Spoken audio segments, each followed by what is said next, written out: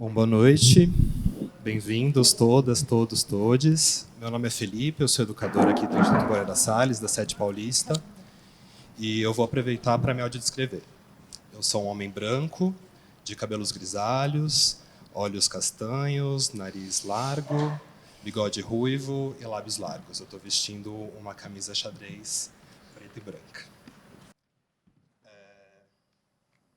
Hoje é o primeiro dia do ciclo de conversas Presença e Práticas das Mulheres na Arte Contemporânea, que é um ciclo pensado pela área de educação do Instituto Moreira Salles, em parceria com o Ateliê 397. E esse ciclo ele foi pensado por conta das exposições de Olho de Freitas e de Helena Almeida, que estão abertas agora no Instituto, então fica o convite para vocês conhecerem também. A mesa de hoje é Mulheres na Arte, Crítica, Exposições e Gênero, com Thalita Trizoli e mediação de Tânia Riviti, que elas vão se apresentar já já. E a gente também tem as intérpretes de Libras, que é a Carol Fomin, que é uma mulher cis, branca, de cabelos ondulados, levemente grisalhos, na altura dos ombros, tem os olhos castanhos escuros e covinhas nas bochechas quando sorri. E Thalita Passos, que é a mulher cis, branca, de cabelos cacheados, na altura dos ombros.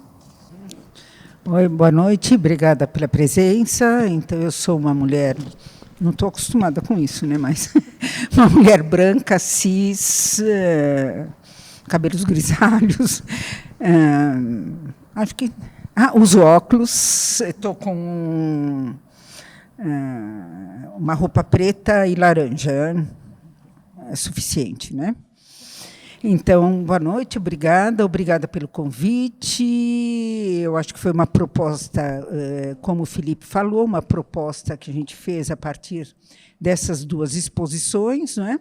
E também de uma prática que o Ateliê 397 tem, de propor discussões, além de exposições, além de formação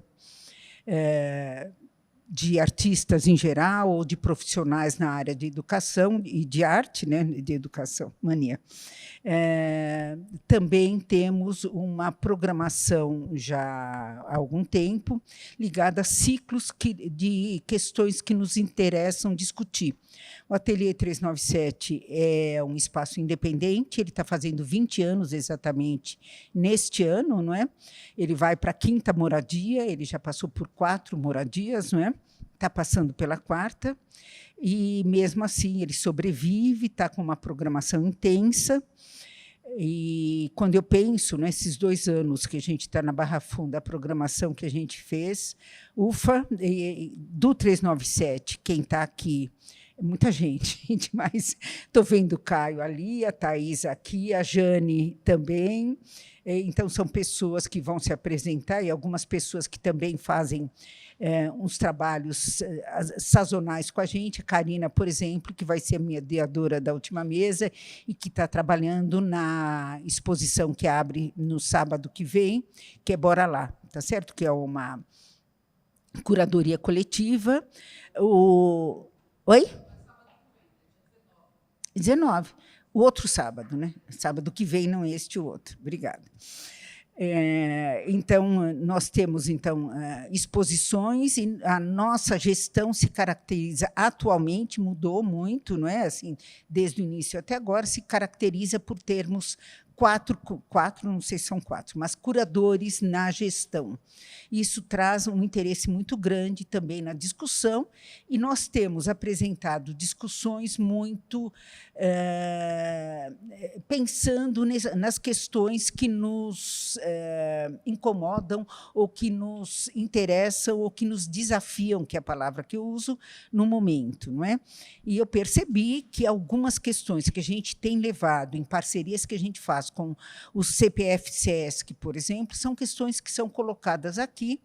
Então, são questões assim, como é que a gente trabalha com a arte, com as questões que a arte tem nos colocado hoje em dia. Eu acho que é um pouco isso que a Thalita vai falar, não é?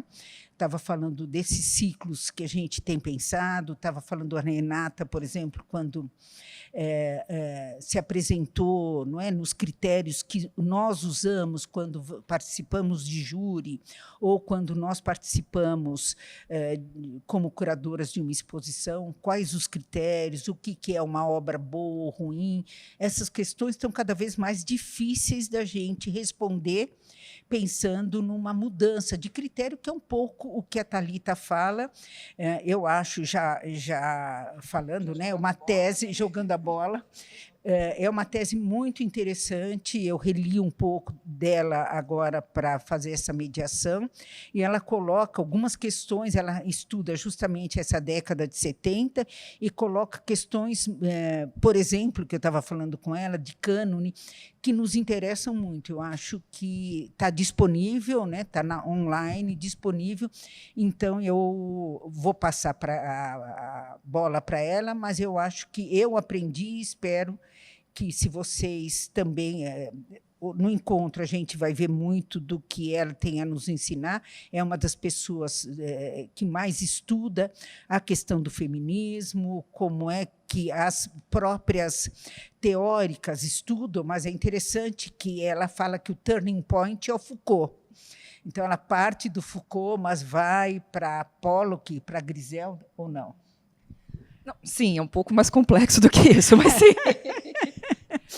Mas eu achei interessante isso tudo, e a gente está querendo discutir um pouco essas questões com outros desdobramentos. Mas eu passo para a Thalita, que eu acho que vai ser uma fala que a gente vai aprender muito, um pouco mais sobre essas duas artistas e sobre essa década que foi um turning point muito importante para as mulheres em geral, tá certo?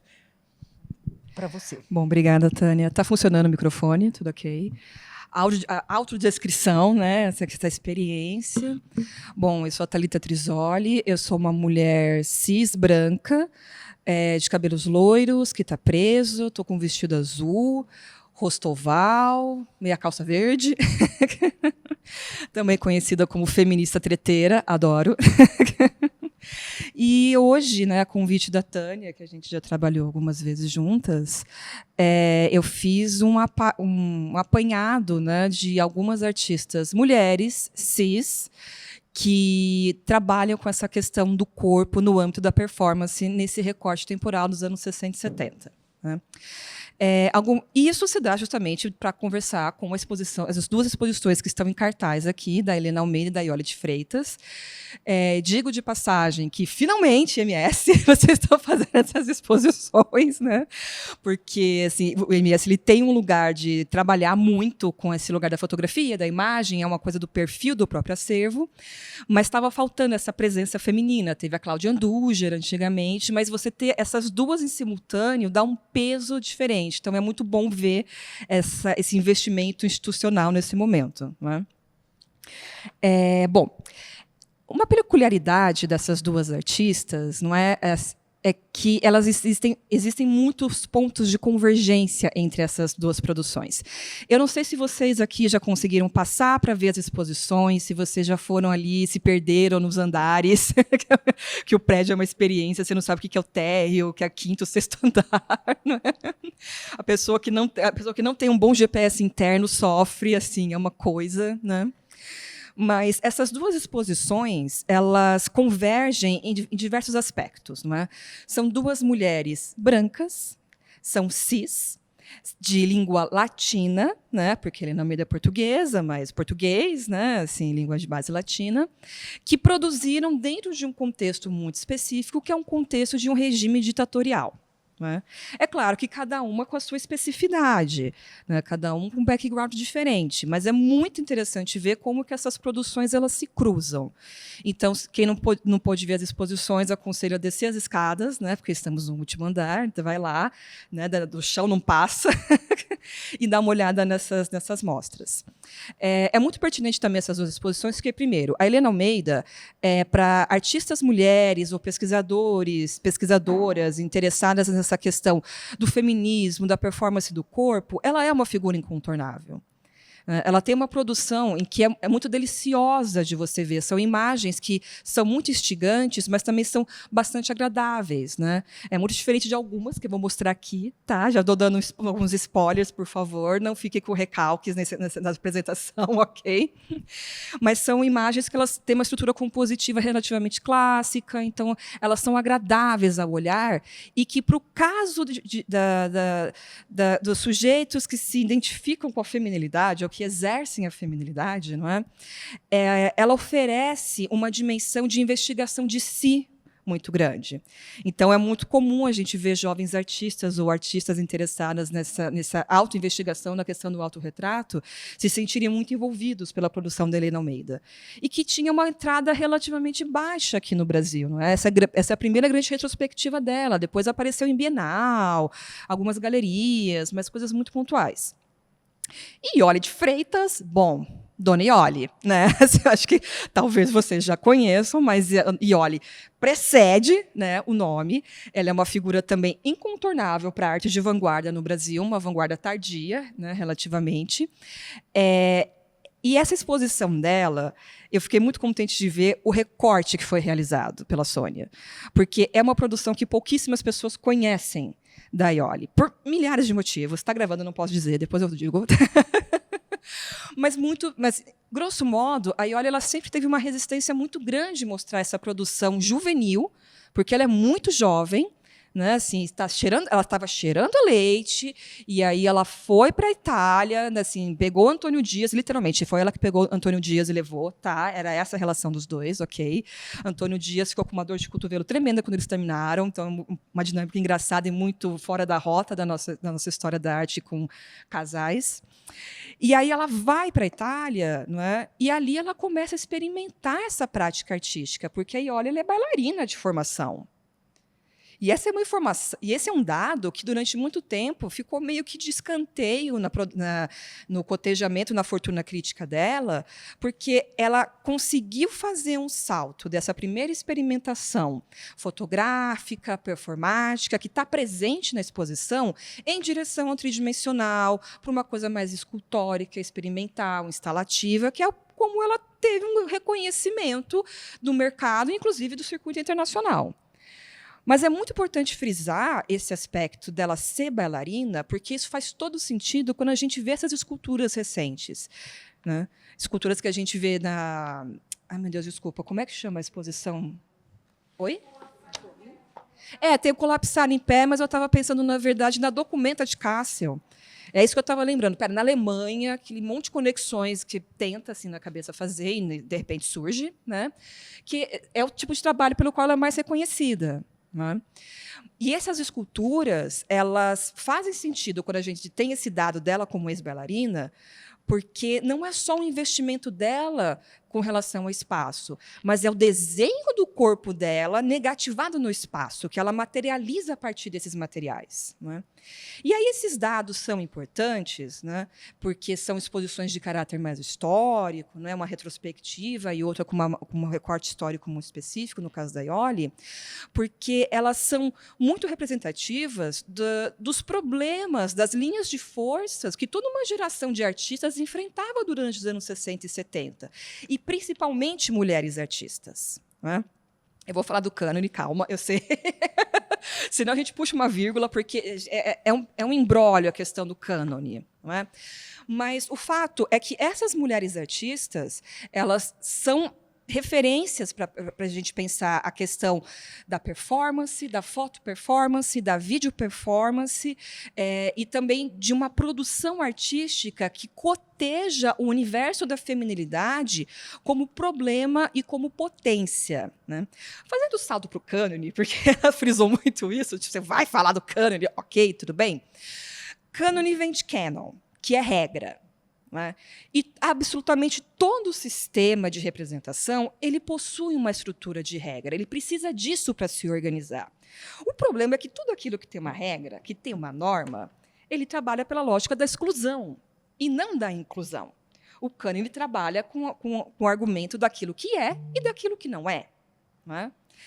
E quando você opera sobre essa lógica epistemológica, você tem toda uma gama de produções intelectuais mesmo, não só artísticas, mas de qualquer tipo de conhecimento matérico, simbólico, linguístico, que fica fora dessa grande narrativa, porque o cânone ele é a grande narrativa. O cânone ele é a grande história contada, passada por gerações, escritas em livros, né, que faz o dinheiro circular. Afinal, somos uma sociedade capitalista, né?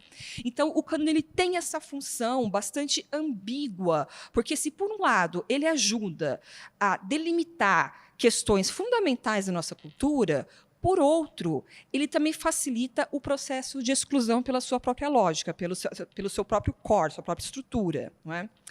E aí, quando a gente pensa na grande narrativa da história da arte, vou fazer a pergunta mais óbvia, que vocês já devem estar acostumados se vocês frequentam cursos sobre mulheres artistas. Né?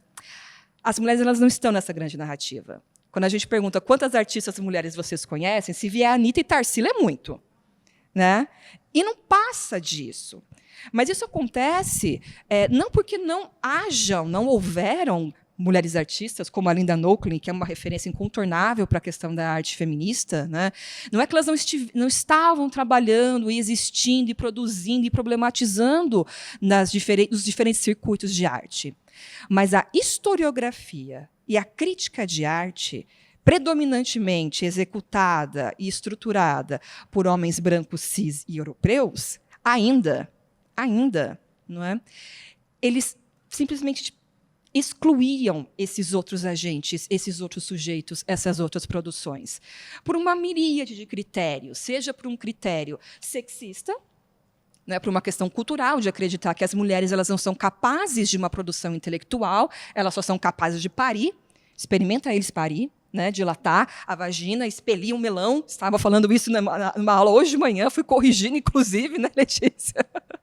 Porque eu só sou mãe de gato, gente, é só isso. Já cumpri minha função social, entendeu? Mas existe esse aspecto cultural de se pensar que a funcionalidade de um corpo identificado como feminino é apenas a reprodução de outro sujeito, / mão de obra, né, que depois vai ser macerada, enfim. Grandes questões que a gente pode puxar depois esse gancho. Se você tem um regime de sociedade que entende que pelo menos metade da sua população ela está desautorizada a interferir / produzir conhecimento, então, na hora de você construir a narrativa e a história desses sujeitos, elas sequer são consideradas. Então, tudo aquilo que era produzido dentro do universo da feminilidade deixa de ser considerado, deixa de ser cotejado por conta desse contexto e também, muitas das vezes, pelo tipo de linguagem, de material e de tema que é acionado por essas agentes. Não é? Afinal de contas, uma coisa que eu ia colocar mais para frente, eu já vou adiantar antes de passar as imagens. Quando a gente pensa também em questões artísticas, quantas obras de arte a gente consegue nomear que falam exclusivamente de experiências do universo da feminilidade? Menstruação, gravidez, violência sexual, pegando assim, esses grandes eixos que depois vão se desdobrando. A gente consegue, às vezes, nomear uma ou outra se a pessoa for interessada, mas não transita. Quando se vai ver também a produção dessas artistas dos anos 60 e 70, principalmente no caso brasileiro, dificilmente você encontra obras de arte, propostas artísticas ou ativações que estão cotejando essas temáticas, porque isso não era bem quisto pelo sistema. E ainda não é, na verdade. Não é? Ainda são temas que são pouco cotejados. Existe toda uma complexidade. Oi, gente, tudo bom? Bem-vindos. Existe toda uma justificativa bastante complexa de por que esses temas circulam pouquíssimo no circuito, mas aí seria uma outra fala, muito mais longa. Não é? Eu estou dando essa mini palhinha, né, assim, justamente para tentar contextualizar a seletiva que eu fiz de uma série de artistas mulheres que vão dialogar com essa produção da Helena Almeida e da Iole de Freitas. Então, eu falei um pouco sobre elas antes, mas eu não vou fazer um resumo sobre a trajetória, né, sobre a trajetória delas, porque vocês têm as exposições, tem os catálogos, né, que vão sair, inclusive, um deles. Então, assim, vocês estarão bem assessorados nisso. A ideia aqui é apresentar uma miríade de outras agentes artísticas que também estavam produzindo dentro dessa mesma lógica ativada da Helena Almeida e da Iole, para também desconstruir essa ideia da singularidade do artista, né? Da genialidade. Porque, primeiro, a mulher não é gênia. Né? Primeiro, assim, culturalmente tem isso. Mulher, se não pode criar, não é inteligente, não é gênia. Então, a discussão é um pouco sobre isso. Mas é entender também que essas artistas elas estavam operando dentro de um contexto, de um circuito de problemas e com produções que se atravessam, né? Formalmente e tematicamente. Né? Bom, finalmente vamos andar um pouco com a apresentação. Contexto dos anos 60 e 70, você tem uma ascensão, uma emergência de um protagonismo do corpo na cena artística. Né? E aí o corpo como ferramenta, o corpo como problema, o corpo como limite, o corpo está como protagonista. Né? E aí, dentro dessa presença, né, do corpo como experiência, vai ser desenvolvido um ismo, uma categoria, porque historiador da arte adora uma categoria, adora uma caixinha. E é difícil sair disso, gente. Olha, assim, é um esforço danado. Quando você está saindo, arte decolonial. Aí você quer cair, rolar ladeira abaixo, porque não entendeu nada. Mas, infelizmente, a disciplina funciona a partir de categorias. Né? Se elas existem, a gente questiona. Mas uma dessas categorias que toma corpo, justamente sobre o corpo, é a chamada body art. Que diabos que é body art? É qualquer prática artística que tenha essa centralidade do problema do corpo. E a performance, por excelência, ela vai ser uma das práticas, né, da body art. É claro que também a gente pode pensar como body art e outros desdobramentos, por exemplo, escultóricos, né, em que você faz reprodução do corpo, que você acopla também. Existe uma certa possibilidade. A arte é relativo. A arte deve ter uma certa relatividade. Mas a body art ela vai ter uma peculiaridade quando a gente pensa nessa questão de mulheres artistas e de feminismo, porque as protagonistas, as principais agentes a articularem conceitualmente são mulheres. Isso tem algumas justificativas. Primeiro, a formação da subjetividade feminina ela passa pela experiência central do corpo. O corpo na dimensão pública, porque a gente não é dona do nosso corpo juridicamente. Quem nunca aqui passou pela experiência, espero que as mais novas não, mas quem nunca aqui passou pela experiência de assédio, né, de uma mão estranha tocando o seu corpo, sem permissão. Mas há também a experiência dos próprios ciclos desse corpo feminilizado. Né? Então, a experiência da subjetividade da mulher ela passa por essa potência / limitação do corpo. Né? E aí, quando você começa a ver esses primeiros movimentos em que o corpo ele toma esse lugar de protagonismo, as mulheres se destacam por uma certa familiaridade desse problema. Também acontece o seguinte, como é uma categoria relativamente nova, né, os homens não davam muita atenção. Então, isso permitia a presença de mulheres nesses setores. O mesmo vai acontecer com foto-performance, com videoarte. Né? Tudo aquilo que parece que fica meio estranho no lugar de segunda categoria, mulheres, sujeitos racializados, assim, ditas minorias, que, na verdade, são maiorias, elas conseguem ser mais predominantes. Porque o cânone não impera, né, de maneira massiva. Porque você não tem grana circulando. Quando começa a mercantilizar, aí a gente coloca uma figura masculina como destaque nessa narrativa. Mas o fato é que, na body art, os principais agentes são mulheres cis nessa época, gente. Porque, né, assim, datado de época, fazer o quê? Né? E aí, quando a gente vai pensar nesse aspecto, é também concomitante ao desenvolvimento do que se entende como arte feminista. Então, em primeiro lugar, arte feminista não é um movimento estético, tá? Não é impressionismo, não é cubismo, não é arte conceitual, pelo amor da deusa, né? Não é isso. A arte feminista está dentro de um grande guarda-chuva dito arte política, porque são obras de arte, na sua maioria executadas por mulheres, que cotejam, que acionam problemáticas da agenda feminista política. Ok? Então é isso. A arte feminista não está preocupada com o enfrentamento de forma. Tá? Não é isso, deixemos isso claro.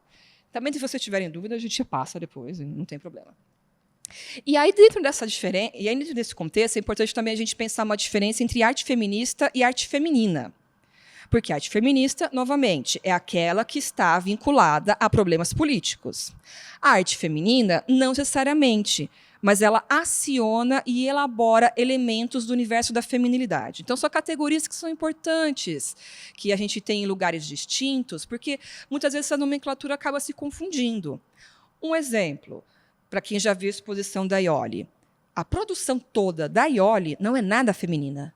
Não tem nada de feminino ali. E tudo bem. Helena Almeida, uma coisa ou outra, mas é também um trabalho que não está mobilizando esses signos da feminilidade. E são executados por mulheres. Então, são 2 exemplos também bastante pertinentes disso.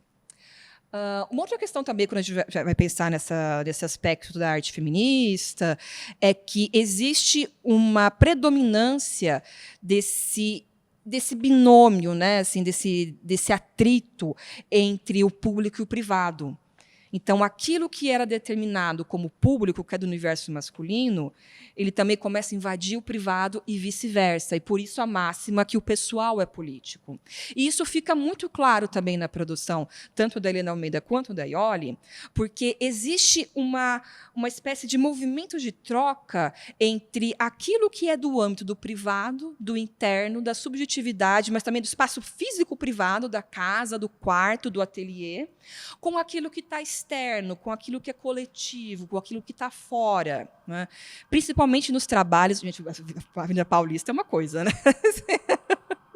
Um barulhinho, né?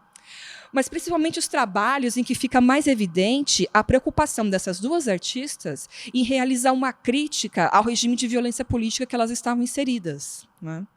Bom, dito tudo isso, a primeira artista que geralmente eu gosto de trazer para frisar esses aspectos é essa obra icônica da Barbara Kruger, a Produção. Aquilo ali não sossega, a sala dela da Bienal de Veneza estava uma loucura, um tapa na cara, assim, excesso de informações, né? Mas a Barbara Kruger, ela tem uma trajetória na parte de propaganda, de publicidade, então ela mobiliza esses signos, essa linguagem, justamente para criticar a cultura de massa. E um dos trabalhos mais icônicos dela é justamente esse cartaz, né? O seu corpo é um campo de batalha, Your Body is a Battleground. Isso é uma experiência muito distinta, né? Para todo sujeito que vivencia a linguagem da feminilidade ou que quer se afastar das linguagens sexualmente predeterminadas. Okay? Então, é essa experiência limite, né, de que o corpo ele não é um paraíso em que você padece, ele não é também uma grande tragédia, ele é um território de conflito, ele é um território de tensionamento e de atrito constante. Né? Até quando você morre ultimamente, né, assim, o corpo está lá jogado, tem uma briga judicial para onde que vai, quem que crema, o que faz com ele. Né? Então, assim, o corpo é um problema por excelência. Okay? E aí, quando a gente vai ver a produção dessas artistas, isso fica muito nítido. Bom, depois eu volto para isso, senão fica muito longo, né? Já me estendi demais. Algumas referências, pelo menos 2, de bibliografia que, para quem tiver interesse em pensar essa questão de performance e questão de mulheres. A primeira é uma que, inclusive, é cotejada na exposição da Iole de Freitas, que é a Leia Verdini, que acho que muita gente não conhece, porque tem pouquíssimas traduções a respeito. Se não me falha a memória, a primeira tradução em português aqui do Brasil foi da coletânea do MASP, alguns anos atrás, mas eu posso estar equivocada. Eu sempre vi circular as edições em italiano, em inglês. E a Leia Verdini, ela foi uma crítica de arte italiana, importantíssima para a gente pensar essa questão da body art, da arte conceitual e da arte povera italiana. Importantíssima não apenas no sentido de uma defesa desse tipo de linguagem, mas também de organização conceitual desses movimentos, de uma grande proximidade com os artistas, né? Tá funcionando? Tá ok? Então tá bom. Problemas técnicos, né? Sempre tem. Italiana. Lea Verdine é italiana. Não, de cabeça eu não vou saber, amor. Mas é interessante, né? Porque a Lea Verdine, e volto a Bruna aqui, não é? Ela está fazendo uma pesquisa sobre a Iole e está comigo na curadoria, não é? E não tinha nada, não é, Bruna? Depois eu queria muito que você falasse exatamente da Lea Verdine, porque não tem tradução nenhuma dela aqui. Tem uma cópia. Microfone. Não, tem uma cópia no IAC e a única coisa de uma. Até queria depois que você falasse um pouco dessas críticas europeias que pouco chegam aqui. A gente tem uma visão muito americanocêntrica, não é? Da produção, principalmente das mulheres. Mas eu queria ouvir um pouco mais a Lea Verdine, que achei bem interessante mesmo. Tá, se der um tempinho, eu falo, dou uma palhinha sobre ela, tá? Porque eu tenho interesse, mas eu não me aprofundei, ainda que, né, a minha pesquisa agora seja sobre mulheres e crítica de arte, mas assim, eu gosto de pepinos, então eu estou com o caso brasileiro, né, que ninguém quer, always, né? Mas a Lea Verdine, eu trouxe a capa desses 2 livros dela, que são as grandes obras, né? Como vários agentes que praticam a crítica de arte, você precisa esperar que haja um exercício de coletânea, porque é uma escrita de jornal, de revistas, de curadorias, inclusive, de texto curatorial, não é? Mas esses 2 livros dela, né, é onde ela realmente toma um posicionamento de defesa em relação à body art, em como que existe uma questão latente e evidente de um protagonismo do corpo na prática artística, não é? E isso antecedendo, inclusive, os norte-americanos. Né? E, curiosamente, ela tem uma entrada nos Estados Unidos, mas lá também faz muito tempo que não tem traduções recentes, né? O que tem predominado como bibliografia, depois eu volto a isso daqui, é a Amélia Jones, né? Que também é uma pessoa acessível, uma ótima profissional, pesquisadora, professora, não é? Que também aciona essas questões feministas. Ela tem estudos que são fantásticos, mas é interessante ver como que essa produção mais recente de uma norte-americana que toma protagonismo quase como uma espécie de bíblia da história da performance, em definir conceitualmente. Depois da Segunda Guerra Mundial. Acabou em 45. Mais ou menos em 45. E aí eu queria saber se influenciou alguma coisa assim nas obras dela, a Segunda Guerra Mundial, porque assim, ela, pelo que eu entendi, ela é italiana.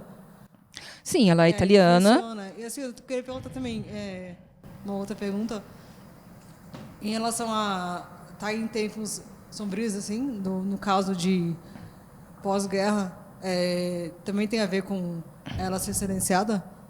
Ou mais é pelo fato dela ser mulher? Desculpa, ficou um pouco confusa a pergunta. A Lea Verdine, ela é uma crítica de arte, ela não é artista. Sim. Ela era uma criança durante a Segunda Guerra Mundial, mas é claro que a Segunda Guerra ela é uma experiência traumática, ela é uma ferida aberta na Europa, ainda que muito mal saturada, né, em alguns países, tanto que tem uma série de problemas, né? Mas essa questão da Segunda Guerra Mundial, ela não é um elemento predominante na produção intelectual da Lea Verdine, né? Ela está muito mais ligada a um processo de hiperindustrialização da Itália a partir da década de 60 e de consolidação do Estado italiano, né? De uma entrada da cultura de massa e de um diálogo muito próximo com a cultura norte-americana, tanto que muitos artistas italianos eles cantavam em inglês e não em italiano. Igual na França também acontecia nos anos 60, então você tem realmente uma entrada muito grande da cultura de massa, mas a questão da Segunda Guerra mesmo ela não está presente como um problema central na atuação crítica dela, né? Então, é isso. Então, tá bom. Ok. Bom, vamos passando, então. Temos aqui, né, a imagenzinha dos livros da Lea Verdine, mas eu estava dizendo que, atualmente, esses 2 livros da Amélia Jones que eles se tornaram referência nessa questão da história da arte e da história da performance. O que reforça o argumento que a gente estava falando um pouco antes do cânone, né, de como é que ele se elabora, como é que o cânone ele se fundamenta a partir desses territórios de força / força econômica, porque, gente, Estados Unidos é uma máquina de produção de cânone. Sabe, assim, você deu uma gusparada, se torna verdade. porque o cânone está ligado com essa ideia também de ser uma verdade, né? Uma verdade universalizante, uma verdade que abarca tudo, pelo menos como projeto. Né? Bom, aí eu queria mostrar algumas artistas que elas não são tão conhecidas assim do circuito, a menos que você seja uma pessoa obcecada por mulheres artistas e questões feministas. Né? Uma delas é a Miele Larderman Ukeles. Alguém aqui já ouviu falar? Só levantando o bracinho. Não, você é suspeita. Você está na aula comigo, você não pode. Ali também. Gente, a Miele, ela tem um trabalho sensacional de performance a longo prazo. Ela ficou... Oi, desculpa? Ela é norte-americana, apesar do nome. Apesar do nome. Né? Nova-iorquina, inclusive. Né? Ela ficou 10 anos fazendo uma residência no Departamento Sanitário de Nova York. Uma residência voluntária. Olha que terrível. Que terrível. Pagava as contas com trabalho de designer, professora. Conhecemos muito essa história por aqui. Né? Assim, essa precarização do trabalho já estava ali. Né? Mas ela optou por fazer esse trabalho de residência voluntária porque a Miele ela tem como um grande projeto a ideia de uma conceitualização do cuidado. Tanto que ela tem o manifesto da arte de manutenção. Então, ela está interessada na invisibilidade do trabalho de cuidado. Quem é que recolhe o lixo? Quem é que lava a louça? Né? Quem é que está passando sua roupa que você acorda e milagrosamente está limpa no guarda-roupa? Né? Geralmente é uma mulher, mas quando ela vai para o departamento sanitário, ela consegue verificar o recorte de classe, de raça, de quem trabalha nesses lugares. E aí ela faz uma série de propostas, que a gente pode chamar de arte relacional, de alguma maneira, né? Em que ela faz entrevistas com esses sujeitos e ela faz murais coletivos, ela faz intervenções nos caminhões, ela faz registros, né, como a gente vai ver aqui em cima, nessa primeira colorida, em que ela escolhe algumas rotas com os lixeiros para acompanhar o processo de retirada do lixo e ela vai imitando o movimento porque ela quer entender como que esse corpo está se comportando na invisibilidade do cuidado. Então, é um trabalho interessantíssimo, mas com pouquíssima entrada, assim, pouquíssimas pessoas conhecem. Ela teve uma retrospectiva assim, de cair o queixo, alguns anos atrás, no Queen's Museum, né, assim, uma coisa maravilhosa, e não à toa Queen's Museum, porque é na PQP aquele museu. Né, assim, para você chegar, é uma aventura. Né? Ou seja, também tem isso. O próprio lugar do cânone ele também tem suas margens. Ela não teve uma retrospectiva no MoMA. Né? Ela teve no Museu Periférico, ainda aqui no centro de que é Nova York. Né? Assim, então, também tem essas esferas. Né? O Queen, você está falando, né? E o catálogo também é... Eu sei, vai lá, amor. Eu falei que ele está super bem documentado, essa retrospectiva. Sim. No site deles. As curadorias do Queen's Museum têm essa ênfase numa arte conceitual e realmente de criação de arquivo. É engraçado ver como eles estão sempre trabalhando com artistas em que eles são citados sistematicamente em livros de referência de história da arte, mas que não tiveram uma inserção mercadológica. Então, eles fazem um pouco esse trabalho de arquivo, que é tão importante, e que, para variar, quem é que geralmente está fora dos arquivos? Quem vai estudar? Né? Mulheres, etc. e tal. Alguém tinha levantado o braço? Não? Porque a gente já entrou no papo, então vamos indo, né? Vai dar certo, gente, é no fluxo. Eu ia comentar que aquela artista negra Charlene Bicalho faz Sim. algo que eu acho que tem um parentesco ao olhar esses trabalhadores invisibilizados nos museus. Né? Eu lembro do trabalho dela no CCSP, é muito bonito, é bacana. Uhum. Ela está nos Brasis? Eu não achei o dela nos Brasis. A abertura foi uma loucura, enfim. Né? Charlene Bicalho. Né?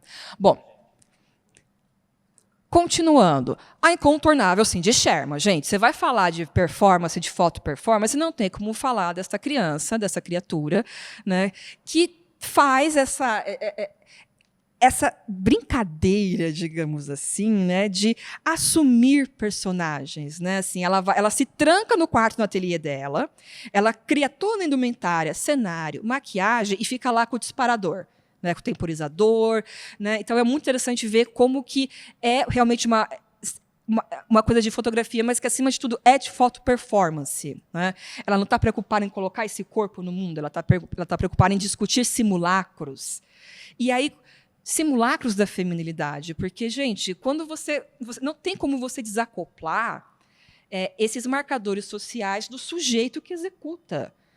Ainda que haja um esforço, né, ele está ali materializado, ele precisa ser levado em consideração na equação, sabe? Não tem como. É só coisa de formalista que não gosta de assumir esse tipo de coisa. Né? Então, aqui nessas obras assim, de Sherman, só fazendo um resumo para quem não conhece, não é? Ela é uma artista norte-americana, a Ine Produção, quando ela entrou no Instagram, foi uma histeria coletiva, mas ela achou que aquilo não era interessante, então ela não faz muita coisa no Instagram. Né? E ela tem essa coisa da performance de tipos. Ela começa, na verdade, se apropriando de personagens femininas da cultura hollywoodiana. Acho que essa primeira fotografia é tudo sem título, gente. É para deixar arquivista maluco, né? Essas imagens. Né? Essa primeira dela, por exemplo, ela está cotejando essas personagens femininas, hitchcockianas, né? Dos filmes da década de 50, que você tem aquela coisa da mulher sedutora, mas também muito frágil. Está lidando com os arquétipos de feminilidade em voga. Daí, logo em seguida, ela começa também a olhar para a cultura pop mais contemporânea, né? Assumindo também essa questão de um certo grotesco da feminilidade, ou seja, ela abdica da beleza, né, como um potencial sedutor, ela começa a assumir o grotesco na dimensão crítica da paródia, mas é tudo muito paródia do trabalho dela mesmo. Né? Até que ela começa também a cotejar as obras de história da arte, as imagens de história da arte, que são os primeiros referenciais imagéticos de modelos de beleza que a gente vai ter. Né? E também inalcançáveis, porque são idealizados e a gente sofre com isso até hoje. Bom, Carrie Mae Wills também, uma incontornável. Tá? Quem não conhece, por favor, procure. MS fica a dica, retrospectiva da Carrie, por favor. Tá? Por favor, por favor. Sim, sim. E essa série dela é a minha favorita, porque é a série da mesa de cozinha. Porque ela traz, é década de 90, né? Ok, mas acho importante trazer. Porque ela traz, de uma maneira muito afetuosa, né? Assim, até mesmo, diria, agridoce, essa peculiaridade da dinâmica da experiência doméstica de uma mulher negra norte-americana.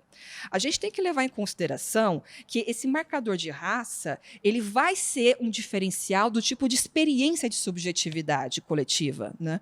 E aí, quando a gente pensa no caso brasileiro também, mas acho que norte-americano, afinal, ela está cogitando esse contexto, não é? A gente tem que levar em consideração que o modelo de família nuclear é um horizonte almejado por uma grande parte dessa população, porque, historicamente, né, por conta do regime escravista, havia uma estratégia de desmembramento, desmantelamento das relações afetivas da população negra. Então, é quase que um posicionamento de resistência para toda uma geração de você assumir esse modelo burguês e tradicional da família nuclear. Ainda que o nuclear seja das mulheres, porque os homens continuam pulando fora, né? A masculinidade toda errada, não tem jeito, é muito esforço.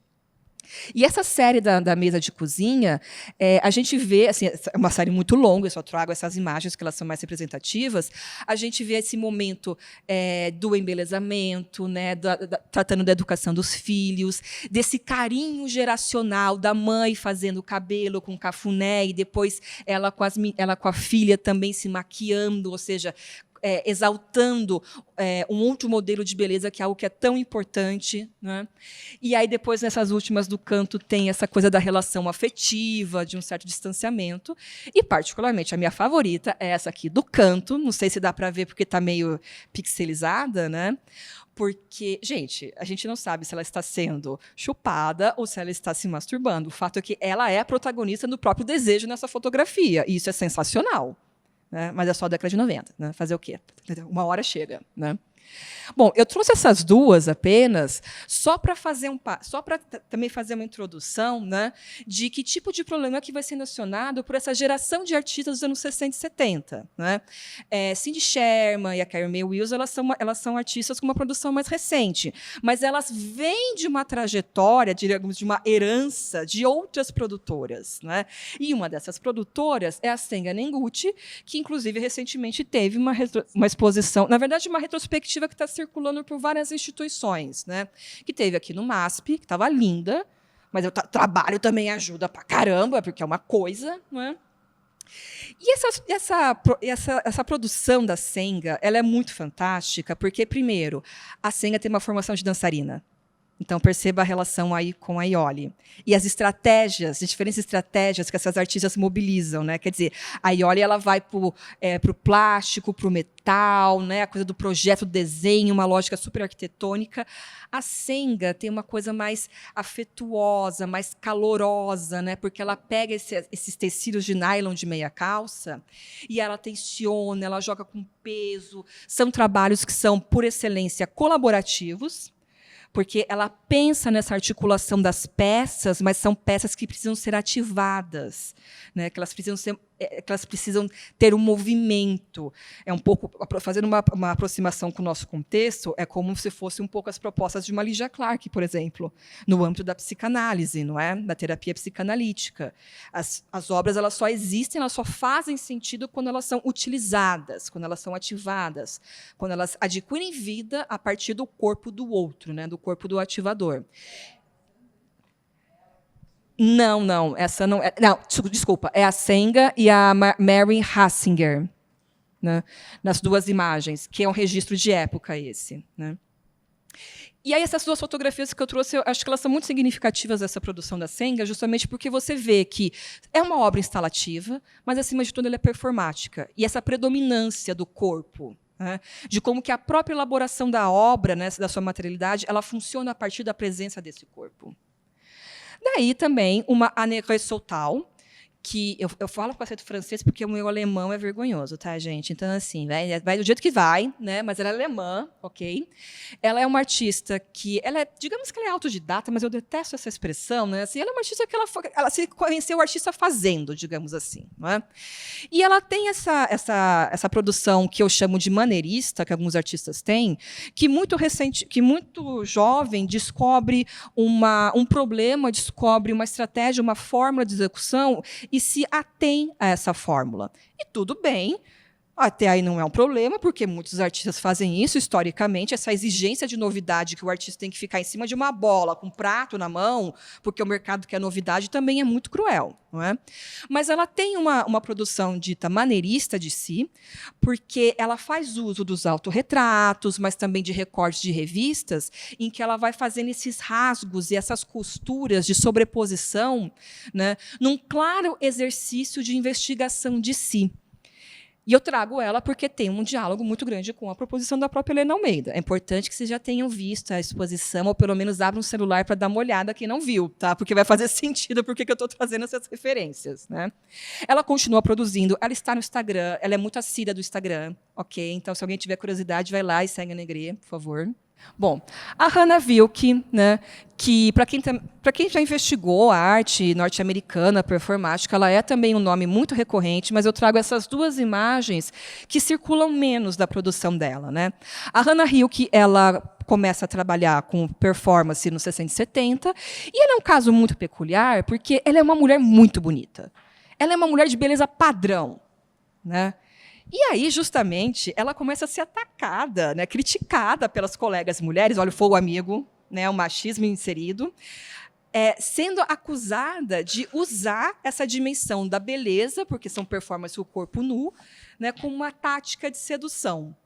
Isso acontece muito, acontece muito. E ela dá respostas a isso, porque esse trabalho de juventude dela, né, que a gente pode ver nesse daqui, breastplate, né, prato de peito, que faz parte da série SOS Sterification Objects, ela está justamente colocando em xeque esse ideal e de hipersexualização do corpo feminino. É toda uma série de fotografias e de autorretratos e objetos que ela pega chiclete, mas depois ela vai para metal, ela vai para cerâmica, e ela faz essas pequenas esculturas que vocês conseguem ver aqui embaixo, né, algumas mais recentes. Primeiro, ela faz com chiclete. Então, tem uma questão simbólica do chiclete, que você mascar o chiclete, aquela coisa moleque, mal educada, que você depois pega o chiclete e você gruda em algum lugar. Isso é uma prática de desrespeito, né? Porque assim, uma coisa que tirou a boca, grudou e que vai ficar ali.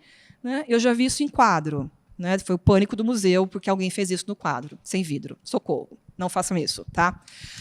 Mas ela começa com esse gesto de grudar esses chicletes mascados no próprio corpo.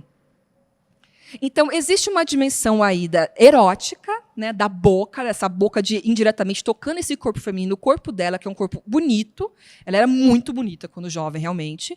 E, ao mesmo tempo, tem a questão da forma, né, porque ela começa a fazer com esses chicletes, depois com a cerâmica, com metal, um formato vaginal. Então, assim, é uma coisa meio amorfa, orgânica, mas mas é também um pouco vulva. Essa geração toda vai estar muito atrelada ainda a esse binarismo, né, assim, de pênis, vagina, né, assim, isso vai só ser enfrentado mais na década de 80. Mas 60 e 70 havia uma posição política de valorizar a vagina, a tal vaginal art, porque socialmente, culturalmente, né, a vagina é colocada como uma coisa suja, como uma coisa fedida, uma coisa que tem que estar escondida. Ainda que na hora do gesto sexual todo mundo quer e todo mundo passou por ela se alguém nasceu, não é? E não é bebê de proveta. Então, por algum momento, passa por ali, né?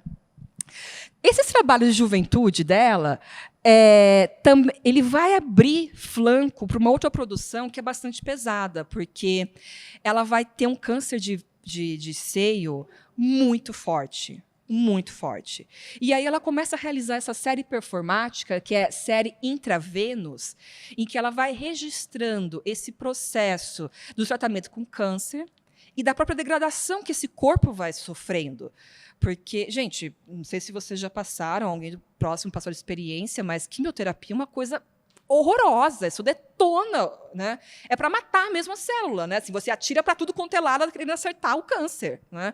E detona o teu corpo. E aí você tem uma questão para as mulheres que tem a perda do cabelo, tem a coisa do corpo inchado, da pele que fica também com uma outra textura, com mancha, assim, isso tudo errado, assim, o corpo ele entra em colapso. Se esse corpo entra em colapso, ele não é mais um corpo belo. E ela assume, né, esse aspecto do feio pela doença, brincando com essa coisa da Vênus, né? Então, ela faz fotografias, autorretratos, brincando com essas poses. E bom, tem essas duas imagens, né, que é do registro dela durante o tratamento, e a gente percebe a diferença, né, do tratamento que fez no corpo dela. E é o último trabalho dela, ela não resiste, ela acaba falecendo por conta do câncer. Então, assim, a trajetória dela ela é muito significativa também nisso, né? Dessa suposta ironia da beleza, né? Bom, seguindo, porque tem bastante imagem, tá? São 26 slides, mas a gente vai dar conta, se alguém quiser ir embora antes também não tem problema, né? Uma outra também super importante, né, para as feministas bucetônicas, né? A Vali Export, gente, que é alemã, isso é um codinome, na verdade austríaca, desculpa, mas é que esse miolo todo se confunde, né? Assim, então, tudo bem, né? Que, na verdade, é um codinome que ela assume. E ela tem um trabalho também com desenho, com pintura, mas ela também tem essa coisa performática, com esses trabalhos icônicos, né? Proibido para menores de 18, porque ela faz essas fotografias vestidas de guerrilheira, né? Essa action paint, genital panic, né? Ela está com uma jaqueta de couro, nessa posição super masculina, com a perna aberta, mostrando tudo, né? A gente vê o full bush, né? Assim, os pelos pubianos na sua naturalidade, antes da ênfase, né? Da depilação total, né? Essa coisa horrorosa, essa tortura medieval que algumas se submetem, né? E, ao mesmo tempo, ela assumindo um personagem, porque é a peruca, é a arma, né? Quer dizer, é uma resposta de paródia dela a esse medo, a esse pânico social, dessa ascensão de tipos femininos que são combatentes, né? Que é a feminista.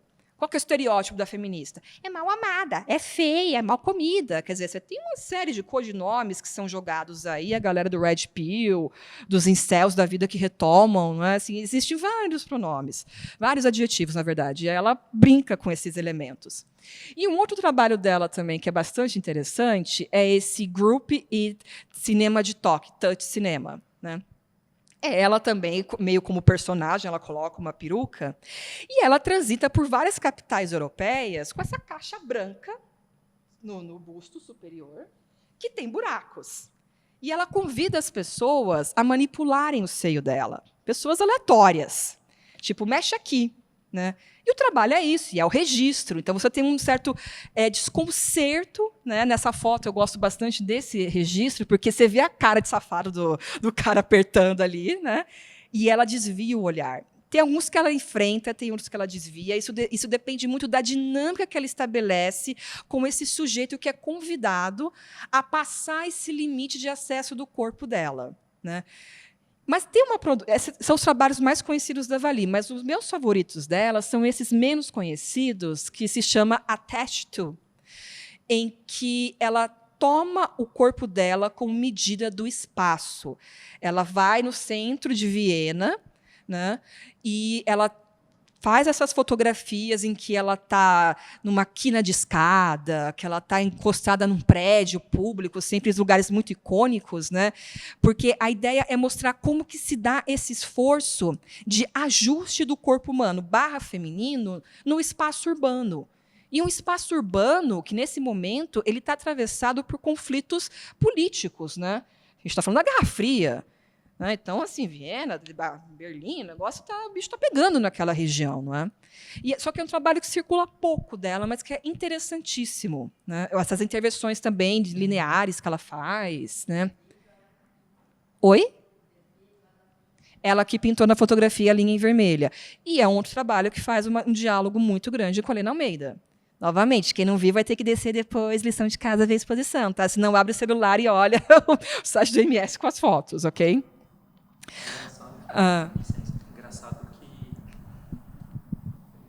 Engraçado que ela antecipa aquele episódio com a Patty Hearst, né, a herdeira lá, que foi sequestrada e se torna guerrilheira, né? Só que nos anos 70, né? Foi depois disso, né? Sim. Eu olhei e me veio na hora, assim, aquelas fotos da Patty Hearst, né, com a metralhadora, né, a boina e tudo. Engraçado. Eu acho que é um espírito de época. Pós 68, gente, é caos. É caos. E a globalização já está ativada ali com circulação de informações. Ainda não tem internet, mas já tinha um trânsito intenso aí, né? Uma outra também incontornável, não sei se vai dar tempo da gente ver o vídeo, mas fica aqui, se vocês quiserem a dica, é a Caroline Schneemann. Novamente, tem um nome estranho, alemão, mas ela é norte-americana. Ela teve uma retrospectiva também maravilhosa no MoMA PS1, que eu quero cortar os pulsos de ódio, porque eu perdi. Eu fui embora um dia antes de abrir, não tinha como mudar a passagem, porque era muito cara. Tipo assim, não tenho 10 mil reais para mudar uma passagem em cima da hora. Né? Mas a Caroline Schneemann, ela é uma figura incontornável para a gente pensar esse atravessamento do que a gente chama de action painting, né, que é o expressionismo norte-americano, abstrato, e a performance. Né? Eu trago, primeiramente, essas duas imagens dela, porque, primeiro, essa série toda, Eye Body, né, é uma série fotográfica, novamente, uma foto-performance privada que ela realiza, com esses objetos reflexivos, né, em que ela consegue fazer um jogo de espelhamento com o próprio rosto e com o próprio corpo, numa investigação tanto da representação da estrutura anatômica, mas também pensando questões pictóricas, porque, acima de tudo, ela é pintora. Ela tem uma formação em pintura. Né? E é um trabalho que dialoga muito com a produção da Ioli. Né? Afinal, 63, a Ioli vai para lá nos anos 70. Né? Então, assim, não é eu quero frisar uma coisa, não é um apontamento no sentido de que porque a Ioli copiou fulana. Muitas vezes elas nem tinham contato, mas você tem que entender que havia uma espécie de problemas que acabavam circulando nas discussões desses grupos. E pode ser um zeitgeist, mas é um termo mais complicadinho. Zeitgeist é meio complicado, deixa eu ler, né? Senão depois os filósofos vão dar a voadora na gente, né, por termo errado. Mas você tem ali uma série de problemas que acabam pululando entre esses grupos, que estão em contato, porque o sistema das artes é uma rede, então existe um diálogo indireto. Tá? Isso acontece muito na produção dos anos 60. Eu estou num grupo de estudos com o pessoal de Varsóvia, e aí elas apresentam artistas que estão ali isolados, né, por conta da União Soviética, com produções contemporâneas dessa galera latino-americana dos anos 60 e 70, que você fica assim, mas como que não sabia? Porque é muito parecido. Porque são os mesmos tipos de problemas que acabam circulando, apesar das interdições. Não é? Oi, deixa eu só te perguntar. Diga, aproveita. É que a gente tem falado também da Lenora com uma certa aproximação, não é? Você acha que existe essa aproximação entre a figuração da Lenora? Como é que isso se dá? Olha, os trabalhos da Lenora de Juventude eu gosto bastante, quando ela faz aquelas inserções em jornal. né? Depois, ainda que sejam trabalhos super bem acabados, eu, particularmente, eu tenho uma certa resistência, porque eu vejo o trabalho da Lenora, eu lembro primeiro da referência e depois é que eu consigo ver o trabalho da Lenora. Então, para mim, particularmente, porque eu estudo esse período, acaba sendo um problema. Porque a Lenora ela consome isso. Assim, ela precisa, a artista faz pesquisa, né? Então, eu, particularmente, eu tenho um certo problema com algumas peças dela, porque eu olho, eu sei que é dela, eu sei que faz todo um sentido de pesquisa, de trajetória, afinal de contas, ela tem esse contato também por conta do Geraldo de Barros, da fotografia, não é? Mas eu olho o trabalho dela, eu lembro primeiro dessas artes dos anos 60 e 70, para depois olhar o trabalho dela. Mas aí é uma questão do meu olhar de crítica, né? Então, tá bom. Enfim, né? Depois vou ser cancelada, tudo bem. Vou ser criticada, ok. Né? Meu Deus, socorro. Né? Se der tempo, né, porque assim, o avançado da hora a gente vai ter interferências conversando, né? Eu queria passar para vocês esse vídeo que está no Vimeo e está aberto para quem quiser ver, que é um curta experimental da Carly Shinneman que se chama Fuses, tá? Quem tem muitos pudores, já vou avisando, tem pênis ereto aparecendo, ok? É um vídeo experimental que ela fez com o parceiro amoroso dela na época, porque a Carly Shinneman ela tem uma investigação sobre a questão do desejo feminino e do gozo feminino, o protagonismo do gozo feminino.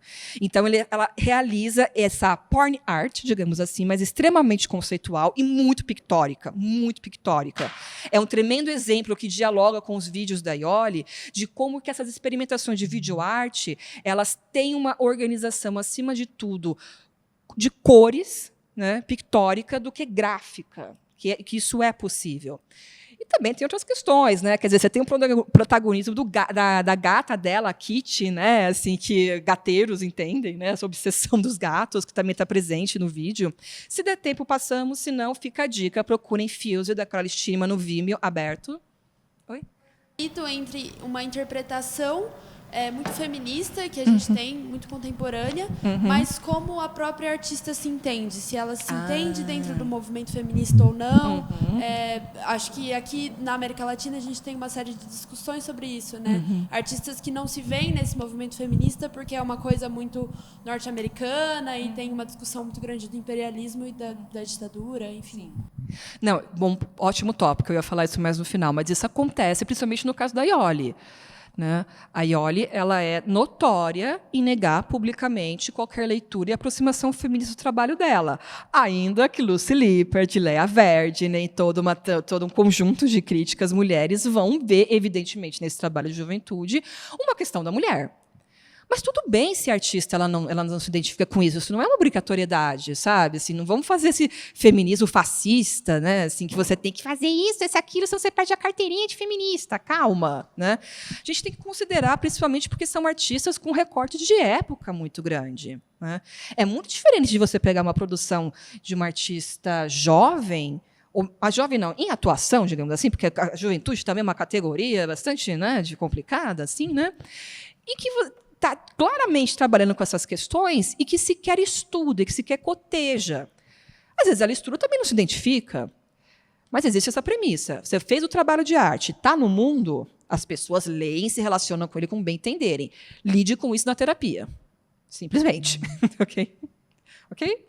Tá bom? Então tá, vamos adiantar. Né? Quem puder, por favor, depois assista Fuses, que talvez não vai dar tempo. Essa performance da Carly Shinneman, por exemplo, Up to and Include Her Limits, eu acho também muito importante porque é uma performance também que vai falar dessas relações de limite do corpo, de experimentação pictórica, é uma vídeo/foto performance privada que depois ela transforma em instalação. Tem uma coisa meio bizarra, ela realmente... Está estranho o som? Está funcionando bem para vocês? Está com eco, então tá bom, ótimo. Ok, porque eu estranhei um pouco. Tem uma coisa estranha nessa instalação, porque a Carly Shinneman ela tem uma relação muito bizarra com o gato. Essa é a Kitty que morreu, ela mandou empalhar e fez a performance com o corpo do gato do lado. Quando eu falo, vai para terapia, é muito importante, ok? Se não façam isso com seus bichos, gente, deixa eles, ok? Né? Mas ela tinha essa relação mesmo com a Kitty, né? Assim, ela era mais importante do que o parceiro amoroso dela, inclusive para pensar essa movimentação do corpo, né? A maneira com que ela organiza as performances dela, inclusive as performances que têm um diálogo muito maior com o acionismo vienense, tem uma coisa felina, tem uma coisa animalesca ali ativada, né? Porque ela está trazendo uma experiência de corpo, de desejo, de sexualidade feminina, que ela quer que se afaste do modelo clássico de apropriação, aquela coisa voyeurística, bonitinha, eu aqui peladinha, você me consumindo, né? Ela tem uma coisa muito violenta nessa produção, porque ela quer tirar, ou pelo menos ela tenta tirar, essa possibilidade de ser apropriada como objeto de desejo, né? Ela quer ser o seu próprio objeto de desejo. E nós, mulheres, sabemos que isso é difícil, né? Assim, é complicado, mas vamos lá, né? Seguimos. Tem o site dela também, o Shinman Foundation, se alguém quiser dar uma olhada, que está super bem documentada a produção. Tá?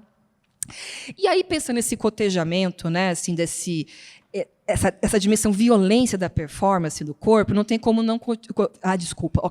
não falar da Gina Penny. A Gina Penny, ela, na verdade, é francesa / italiana, né? E ela tem uma série de performances em que ela faz essas macerações, essa automutilação do corpo, e que, na época já é muito chocante. Hoje também algumas pessoas podem ter um pouco de gastura em relação a isso. Mas a Gina Penny, ela é extremamente católica. Então, ela está mobilizando essas práticas de automutilação, de autossacrifício católico, numa dimensão crítica. Se faz isso hoje, tipo, gente, pelo amor de Deus, né? Mas nessa época fazia sentido, ok? E também é um outro trabalho que vai se aproximar muito de algumas propostas da Aioli, ainda que a Aioli não se corte. Mas quando você vai ver o trabalho dela com as facas, com os espelhos, né, ela faz aquele jogo de reflexo e esse material também. Quer dizer, não tem como você não pensar nessa possibilidade de violência contra a mulher. Ainda mais num país que você tem esses números de feminicídio muito altos, não é? Um muito interessante também que circula pouco dela é essa ação sentimental, Azione Sentimentale, em que é uma performance privada na galeria, apenas para mulheres. E esse público feminino vê, então, a Gina Penny com 2 buquês de rosa, um vermelho e outro branco. E aí o gesto dela é tirar os espinhos dessas flores e inserindo no próprio corpo. E aí, novamente, o espinho de Cristo, essa coisa do embelezamento da rosa, a beleza que dói. Quer dizer, é todo um questionamento, né, dessa relação pesada, né, do imperativo da beleza no corpo feminino, numa perspectiva religiosa, né, e não da ascensão da experiência mística, né, gente? É uma coisa mais autoritária. Ana Mendieta, com outro trabalho também que circula super pouco dela, que é um trabalho de juventude. Ela era estudante na Universidade de Iowa e estava tendo uma série de estupros no alojamento. E o delegado do negócio, né, da cidade, deu como conselho que as meninas deveriam ficar trancadas em casa, não em festa, e se vestir de maneira decente. Já ouvimos esse discurso ainda, né? As alunas ficaram pistolas da vida, nunca acharam o estuprador. Ele nunca foi preso. E, dentro dessas ações, a Ana Mendieta, então, ela chamou alguns amigos para fazer uma festa no alojamento dela, porque, assim, peraí, eu vou ter que ficar trancada em casa? Não é? E aí, quando você chegava para essa festa, você se defrontava com essa cena. Ela, né, nessa coisa cenográfica, simulando uma cena de pós-estupro. Então, as pessoas chegavam, tinha cerveja, salgadinho, e era ali, com as calças arriadas, com esse sangue falso, né? O trabalho da Ana Mendieta é muito ritualístico também, nessa coisa violenta. A história dela também, né? Quer dizer, enfim, outros pepinos, né, para falar. E ela ficava uma meia hora desse jeito, e, de repente, ela levantava, puxava as calças e continuava a festa. Ou seja, também falando um pouco dessa banalidade da violência sexual, né? De que as mulheres também elas têm medo da denúncia, da vergonha, então elas engolem e fingem que não aconteceu. Né? Enfim, difícil. E aí entramos no trabalho da Aioli, né? Life Slices, cacos de vidro, fatias de vida, que está com uma montagem muito boa. Aliás, a tipografia dessa Aioli caprichou. Né? E foi da Aioli aquilo, foi da Aioli a tipografia. Realmente você fica assim, safada, né? Assim, boa de serviço. Ela tem um domínio do próprio trabalho que é exemplar. Né? E esse trabalho, que é um trabalho de juventude, que ela faz quando está em Milão, é É também a experimentação dela com fotografia, com Super 8, se não me engano, essa parte técnica eu sempre me confundo, né? E aí ela pega esses objetos reflexivos, ela se tranca no ateliê, larga o Antônio lá, né, em algum canto, fazendo as coisas dele, né? Ele também brincando com vídeo e acertando as idas dele de Nova York para Milão, né? Porque foi um imbróglio isso tudo para ele. E ela começa, então, a fazer danças, ela começa a performatizar para a câmera, né? E, novamente, fazendo essa reflexão da própria imagem, nos espelhos, na faca. E aí, o tipo de dança que ela realiza, a maneira com que ela enquadra o próprio corpo nesses objetos reflexivos, né? Ao mesmo tempo que pode ativar essa dimensão de uma investigação de si por uma dimensão violenta, né, e que ela frisa muito, que ela estava pensando também nessa fragmentação do corpo frente à violência de Estado, esse é o discurso oficial dela, novamente, é inevitável, quando a gente sabe que é uma artista mulher que está realizando, a gente não pensar na possibilidade de leitura desse trabalho dentro da chave de violência sexual. Assim, é inato, assim, tá? Assim, você não desacopla esses elementos do agente, ok? É uma possibilidade de leitura, não é um fechamento, uma exclusão, ok? O Lightwork também, esse daqui, o Espectro, de 72, também está na exposição, que fez uma ampliação fantástica. Eu sempre vi ele pequenininho. Aliás, um detalhe, quando eu fui fazer a pesquisa de doutorado, a Iole falou que tinha perdido esses trabalhos, que não sabia onde estava.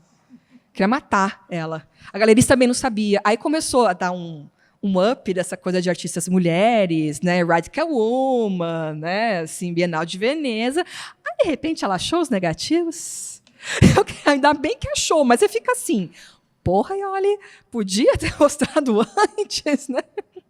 E a primeira pessoa que foi falar desses trabalhos, além das notas críticas de época, aqui no Brasil, Lorenzo Mami, que ele tem um artigo meio obscuro ali que você acha, ele faz essa leitura do corpo dela. Ele é o primeiro a falar dessa coisa da dança, porque ela não gostava de falar aquela bailarina, porque é muito feminino. Né? Aí, olha, quem já viu a figura dela, ela é baixinha, mas ela é uma figura extremamente forte e ela se condicionou ao longo da vida para não exercer uma feminilidade cor-de-rosa, Barbie, e tudo bem, super ok, mas acho que é importante marcar isso, que isso está refletido num trabalho dela, que é um trabalho pulsional, mas só que muito lógico, né? É muito de projeto mesmo, né? Bom, enfim, estou me estendendo muito. Vamos lá. Greta Sarfati, né, figura assim, doida. Gente, adoro ela, mas ela é doida. Entendeu? Assim, Greta, ela está nativa, assim, com muita energia. Ela é arroz de festa, chama ela para tudo que ela vai. Entendeu? Uma figura. E a Greta, ela é de origem grega, mas ela naturalizou brasileira. Ela é de uma família judia. Agora esqueci a ramificação, mas que é bem tradicional. Essas nomenclaturas eu me perco. Né? E a Greta, ela é um caso muito interessante, porque ela tem uma produção performática aqui em São Paulo, relativamente tardia, porque é final de 70, mas eu trago duas performances dela, 79 e 81, que inclusive está agora no acervo da Bienal, nessa exposição que está ali no prédio novo, né?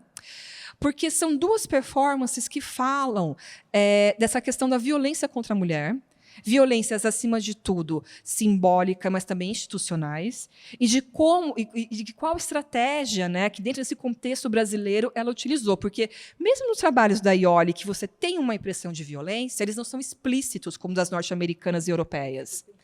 Né? Elas são muito mais na metáfora. Né?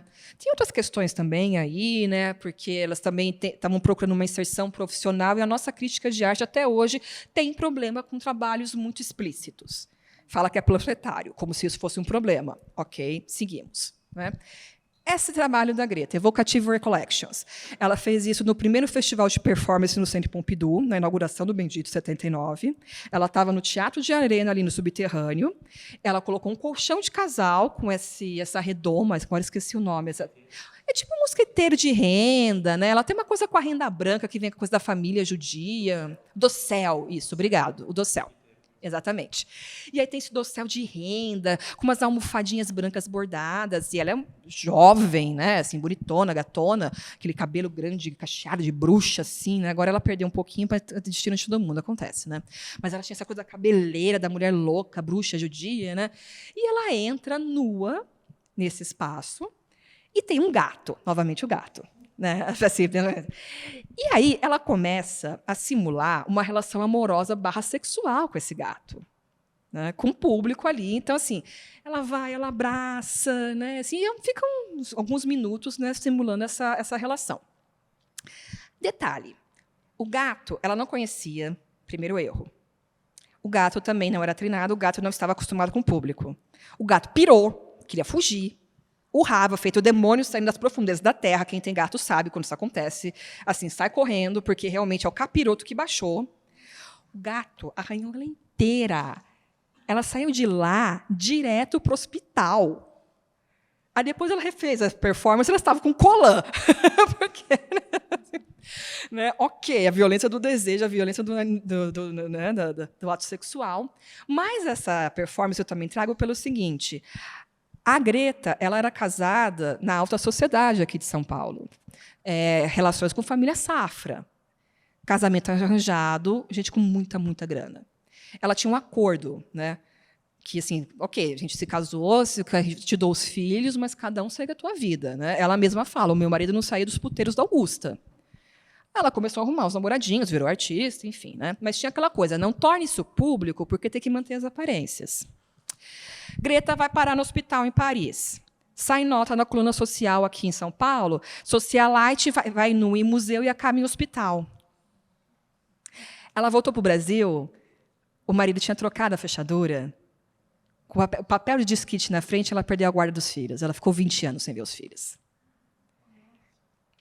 Essa é a dimensão de violência. Né? Família tradicional, essa questão da classe social também, né? Assim, quer dizer, essa coisa do controle do corpo. Tem de tudo, tem de tudo. Né? E um outro trabalho dela que fala dessa coisa da violência e do desejo de libertação, né, é esse modificação e apropriação de uma identidade autônoma, que é 1980 e foi reencenada em 2020, 2021, ela está refazendo os projetos e tal. Né? E aí é uma relativamente simples. Essa coisa do grid, que é tão recorrente na arte dos anos 60 e 70, é um grande cubo feito pelo Beccheroni, que era o Evo Beccheroni, que era o namoradinho dela na época. Tá?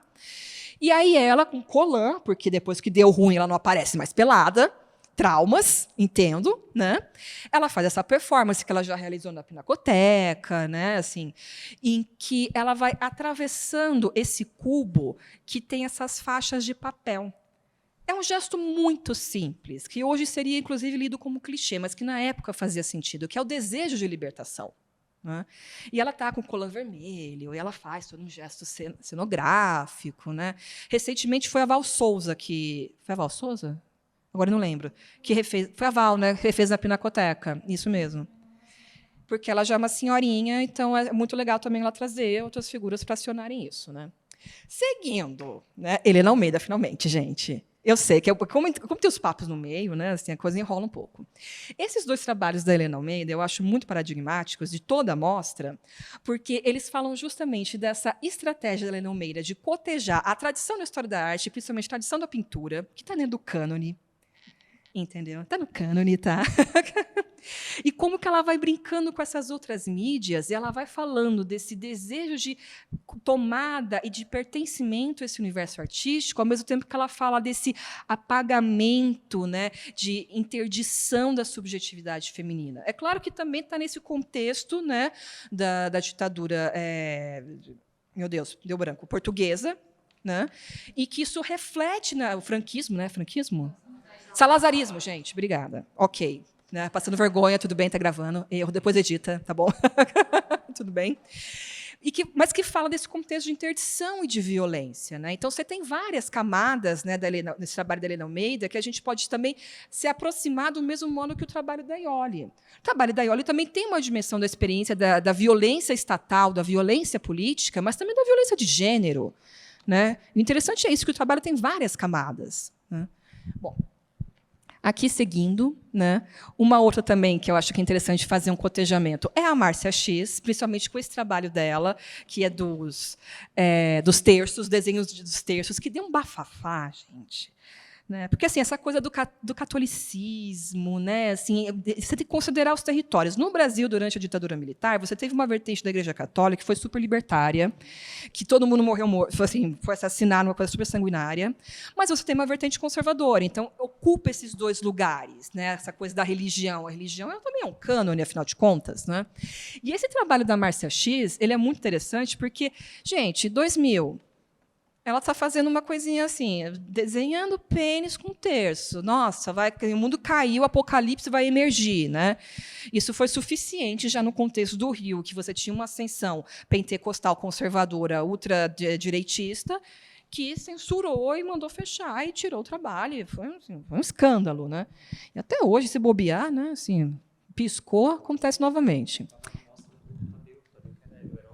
Mas também estava na erótica, estava no que a Laíde vai querer lembrar. CCSP, estava na mostra de vocês, o CCSP também, claro, exato. Né? Que a Karina foi para o Rio para pegar. Todas aqui presentes. Teve que pegar o terço no Rio de Janeiro, não podia comprar aqui em São Paulo, gente. Meu Deus do céu, né? Preciosismo, tudo bem. Bom, Regina Walter também, que foi o meu objeto de estudo no mestrado, ela tem essa performance que circula super pouco, inclusive, que ela fez quando ela já estava morando nos Estados Unidos, que se chama Making Laje, né, em que ela é uma video performance, ela cria uma espécie de estúdio privado de uma diva, né, de cinema, do teatro, com essa parede coberta de fotografias de revista e esse espelho brilhante, super kit, tudo kit, em formato de concha, com pérolas, né? E tem uma televisão do lado passando filme hollywoodiano e ela com essa robe rendada vermelha, super kit também. Né? Passando cremes, né? Assim, se erotizando, simulando esses gestos, né? Tão femininos e tão eróticos da sociedade de consumo, do que se entende como mulher. Né? Então, ela vai brincando, né, de fazer a idade, né, e com a palavra maquiagem. Então, making age, maquilagem. Ela vai brincando também com esses termos. Não é? E aí eu termino com a Letícia Parente, tá? Porque eu já me estendi muito, a gente foi fofocando no meio, puxa mais, desculpa, ok? Eu gosto de terminar, geralmente, com essa performance da Letícia Parente, porque acho que todo mundo conhece a Letícia Parente, ela já entrou também no lugar, graças ao André, que colocou o trabalho dela em circulação, né?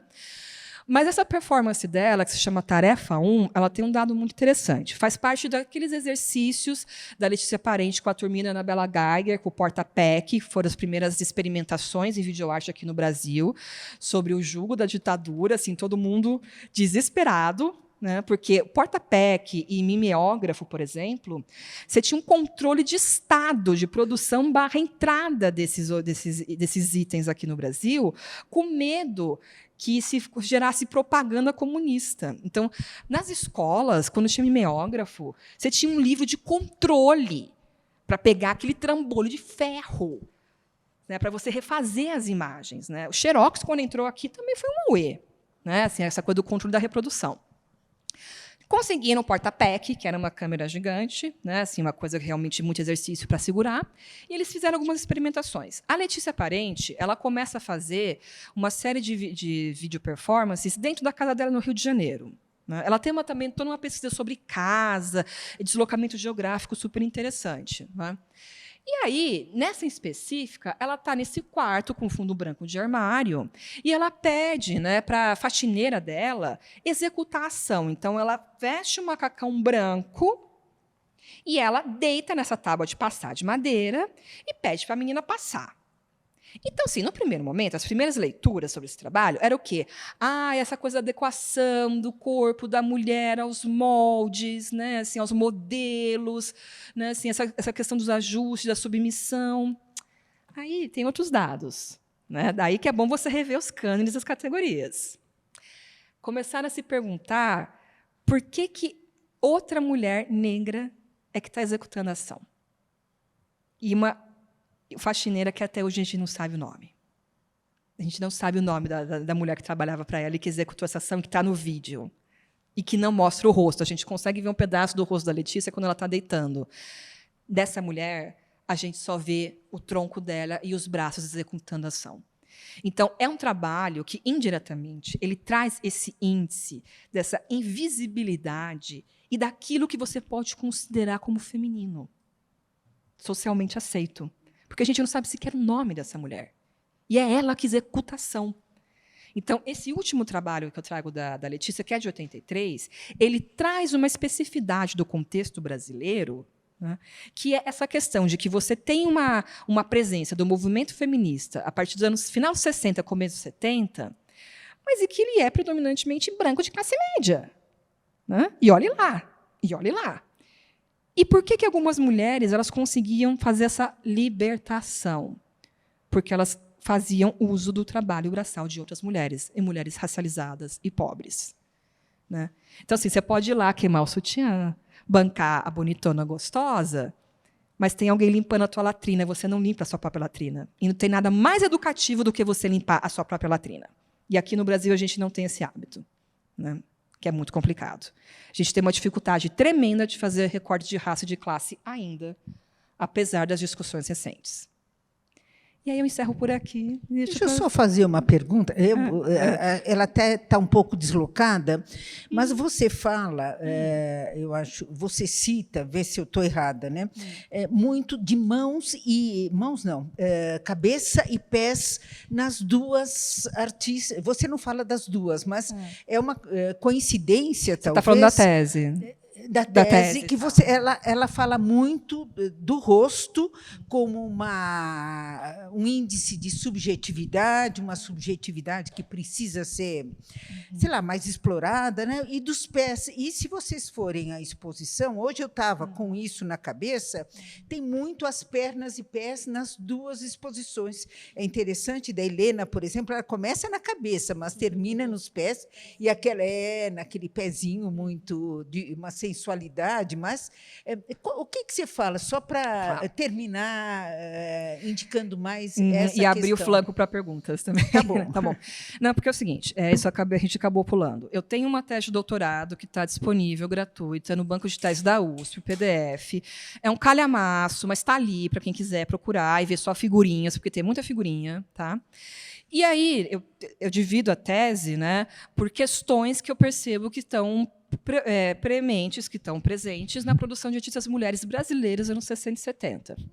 No capítulo 1, que é essa questão que eu investigo, a construção da subjetividade, o processo de subjetivação no trabalho dessas artistas, uma coisa que chama muita atenção é essa estratégia de fragmentação do corpo. Né? Você vai fazer um autorretrato, geralmente elas fragmentam o próprio corpo. Tem o retrato tradicional do rosto, porque, né, olhar o espelho para o próprio eu, mas existe também a prática de ter uma ideia de autorretrato, de autorrepresentação expandida, em que você tem uma predominância de mãos e pés. E isso não é um mero acidente, porque quando você vai ter uma formação mais tradicional, digamos assim, de escola de artes, de belas artes, você vai aprender a fazer desenho anatômico, uma das coisas que é de quebrar a cabeça, pelo menos era para mim, era mão e pé. Por conta da terminação nervosa. É muito difícil desenhar. Você errou uma linha, mudou a expressão, assim, cagou todo o rolê, como a gente costumava falar. Era uma coisa desesperadora. Porque mão e pé é uma coisa muito expressiva. Eles carregam muitas marcas. Né? E tem toda a dimensão simbólica da mão que executa, o pé que anda, carrega, a dimensão de fetiche, obviamente, porque o ser humano consegue fetichizar tudo, né? Impressionante, essas sexualidades mal resolvidas, ok? Né? Enfim, só fazendo uma piada, também não vou fazer sex shame de ninguém. Né? Mas assim, a mão e pé ela adquire também essa presença como uma estratégia de sair de um clichê de autorrepresentação que passa pelo autorretrato do corpo. Né? E que tem uma dimensão menos erótica do que o tronco feminino. Porque o tronco feminino, né, assim, é o seio, é a barriga, é perna, é bunda, né, quadril, né, tem tudo ali, né, tudo. Né? Então, ainda que possa ser erotizado mão e pé, porque temos aí os fetiches, não é? Na hora da representação, ela tem uma dimensão menos evidente, né, da sensualidade / identidade. Era mais ou menos isso que você estava? Então, tá bom, ok. Na conversa, tinha muitas outras perguntas a fazer, até da Boiti, da Ana Maria uma crítica que é contemporânea. Sim, sim. E que totalmente apagada. Então, não só as artistas, né, mas as críticas. E a única menção que se faz a ela é quando morre o marido. Então, a crítica, a esposa, ficou viúva. Não se fala nada do que ela escreveu, mas ela ficou viúva do Alighieri Boitino, não sei se é... Nós teria que ver a palavra, Boitini, talvez? Teria que ver a palavra escrita. Não, mas, de qualquer jeito, eu acho que teria muitas outras conversas, mas eu acho que a gente vai ter mais 3 encontros e que as coisas podem também ficar para o próximo encontro. Eu acho que o Felipe vai falar do próximo encontro também, né? Então, queria agradecer outra vez, e obrigada, e eu acho que cumpriu perfeitamente. Mas não dá tempo para perguntas, porque tinha umas mãozinhas meio levantadas aí, eu estou com medo, porque... Então, uma pergunta... Tem uma ali atrás, ó. Que ela já tinha levantado antes. Está ótimo. É que já teve perguntas no meio, né? Então... Pode ser. Não, eu estava aflita porque eu me comprometi a terminar às 8h30. Oi, então. Ai, amor. Ai, amor. Comprometida. Me escutam? Aí. Uma curiosidade. Um pouquinho mais alto. A Letícia Parente, ela identifica esse questionamento sobre sobre a mulher negra na imagem dela? Não. Ela não identifica. É porque isso me gera um certo incômodo. E eu acho que é um incômodo. Incômodos são importantes. Na cabeça de todo mundo. A representação da arte da mulher racializada e da mulher periférica dentro desse contexto. Eu sei que a gente já caminhou muito sobre essa discussão, mas às vezes eu me pego pensando quais ações a gente pode tomar no nosso cotidiano para mudar esse cenário, assim. E aí eu estou jogando na roda, assim, porque eu também não sei. Só pensando. Nossa, aí seria um projeto de pesquisa para a gente resolver isso com terapia coletiva, porque... A pergunta que eu queria você me respondeu, ela não tinha dimensão. Ela não acessava isso.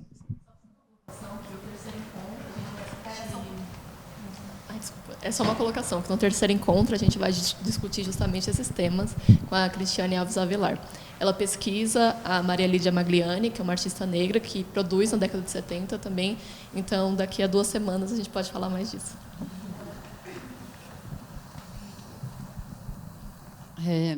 Eu adoro ver você falar, Thalita, porque você fala mesmo, né? Assim, a gente fala, não é possível que ela falou isso. Ela falou isso.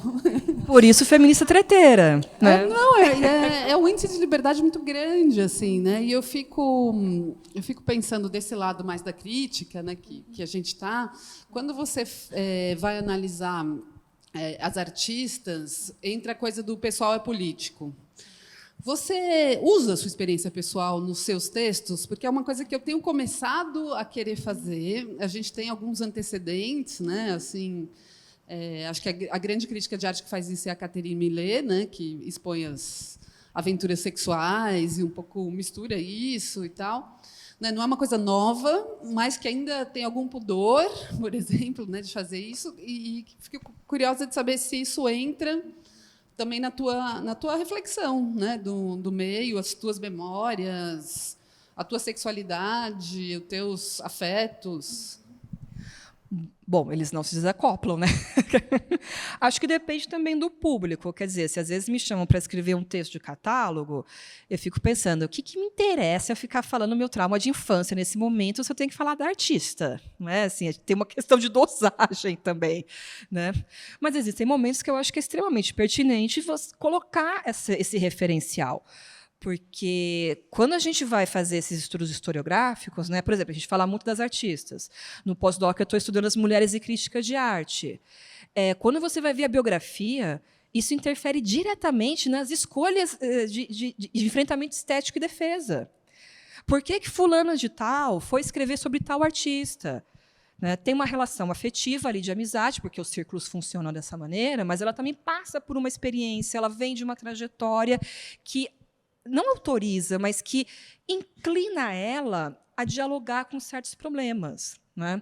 Eu acho que é sempre uma questão de dosagem. A gente tem que tomar um pouco de cuidado também para não virar uma coisa meio narcísica, sabe, de transformar o texto numa espécie de sessão de terapia, porque não é o lugar, né? Mas tentar entender até onde a minha experiência pessoal ela pode contribuir para o argumento que eu estou construindo no texto. Eu acho que o norte seria esse. Né? Então, Desculpa. Eu queria fazer um comentário sobre a interpretação da obra da Carrie Mae Weems, né? Aquela artista negra fantástica que você trouxe.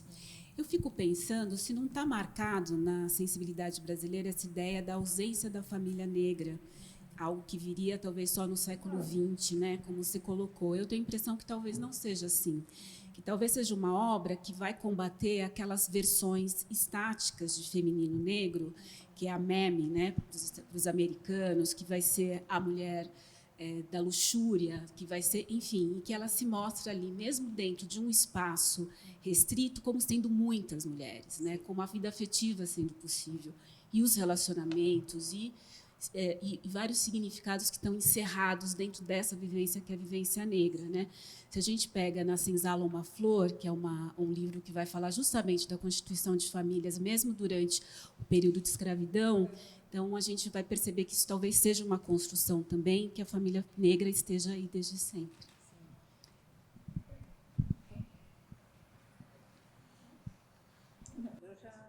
Você já acabou? Quer perguntar mais nada? Mais alguém?